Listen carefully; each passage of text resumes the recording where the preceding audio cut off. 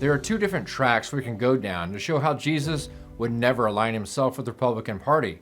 I'm talking about the Republican Party after the passage of the Civil Rights Bills of the 1960s, because moderate Republicans were very instrumental in the passage of those Civil Rights Bills.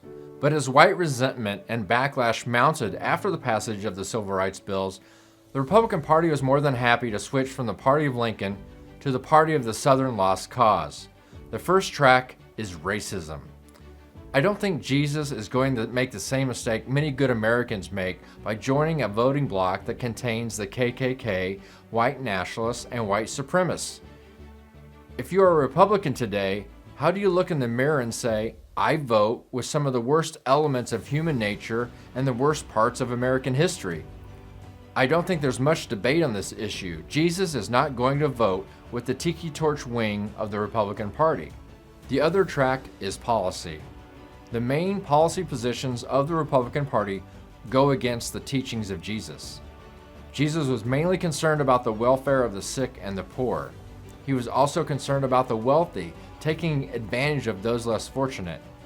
The tenets of small government, low taxes, free market capitalism, restrictions on immigration, increased military spending, deregulation and restrictions on labor unions, all these tenets go against helping the sick and the poor. Do low taxes help the poor? Does free market capitalism help the sick? Does restricted immigration help God's children? Does increased military spending help the homeless? Does deregulation and restrictions on labor unions help the poor trying to get a living wage so they can pull themselves up by the bootstraps? I'm not sure how you can follow Jesus and vote Republican. You're going to have to pick a side. Are you going to follow the teachings of Jesus? Or are you going to vote Republican and keep your taxes low and not help the people that Jesus wants us to help? Here's the thing. If you're well off, you don't need a big government. You don't need universal health care. You don't need a great public educational system. You don't need a social safety net. Your money and wealth is your personal social safety net. It's the poor and the sick that need a bigger government that provides critical public assistance. It's the poor and the sick that need increased taxes for universal health care.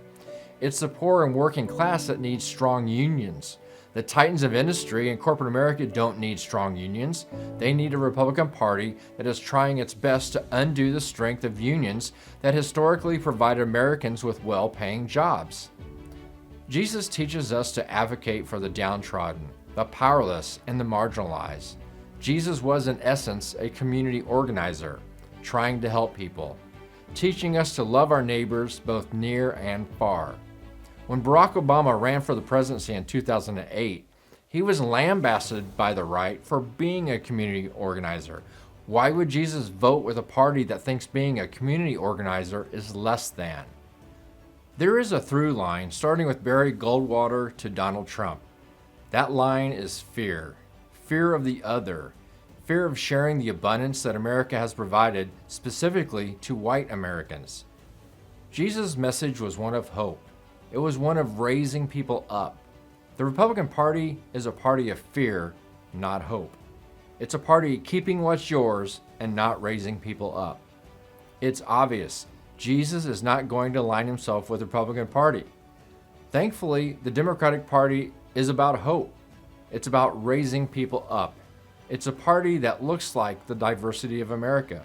It's a party embracing inclusion, equity, and the teachings of Jesus, providing for the sick and the poor. Jesus could find a home in the Democratic Party, but he would certainly be asking the same question to both parties. Why aren't you doing even more to help all of God's children?